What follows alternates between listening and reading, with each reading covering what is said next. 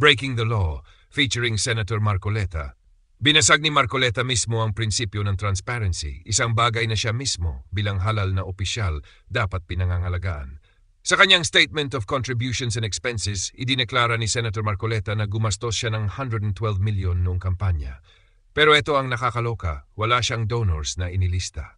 Ibig sabihin daw, lahat yon galing sa bulsa niya mismo. Pero teka lang, sa kanyang Statement of Assets, Liabilities and Net Worth, nakalagay na ang kabuuang yaman niya ay 51.9 million lang. Saan galing ang mahigit 60 million na sobra? Kahit sinong marunong magbilang, mapapakamot ng ulo.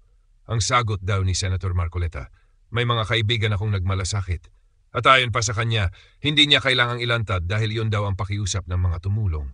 Ang mas masakit, sabi pa niya, wala namang batas na nagsasabing kailangan niyang pangalanan ang mga donors.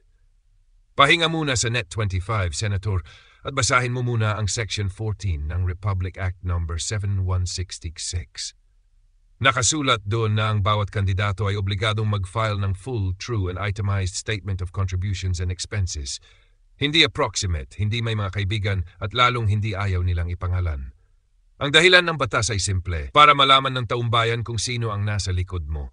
Kasi kapag tinago mo yan, tinatago mo rin kung sino ang tunay na may hawak sa puwesto mo. Diyan nagsisimula ang lahat ng uri ng korupsyon, sa maliit na utang na loob, hanggang sa favor for favor, hanggang sa mga pabaon projects. Samantalang ang ordinaryong Pilipino, kailangan pang magpila sa Bureau of Internal Revenue para magpaliwanag kahit piso lang ang kulang sa resibo. Pero ikaw, Senator, 112 million. Puro kaibigan lang. Kung ganito ang president na gusto mong itayo, ibig sabihin ba nito, pwede na ring hindi magdeklara ang mga susunod na kandidato? Pwede na silang magpanggap na may mga kaibigan, kahit drug lord, gambling lord o malalaking contractor pala ang tunay na nagpundo. Ganito nagsisimula ang normalisasyon ng kasinungalingan. At ikaw, isang mambabatas, ang unang sumira sa mismong batas na nilikha ng Kongreso. Sabihin na nating legally tama ka kahit hindi. Pero tanungin mo sarili mo, ethical ba yan? Moral ba yan? Na sa panahon kung saan desperado ang bansa sa tapat na leader, ikaw mismo ang nagsasabi na okay lang magtago ng donors. Okay lang itago kung sino ang mga taong nagpapalakad sa likod ng mga politiko.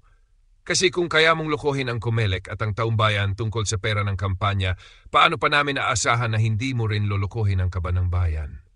Tanong lang mga kababayan. Kung isang senador na abogado pa ang unang bumabali sa batas, may pag-asa pa bang may patupad ng patas ang hustisya sa Pilipinas?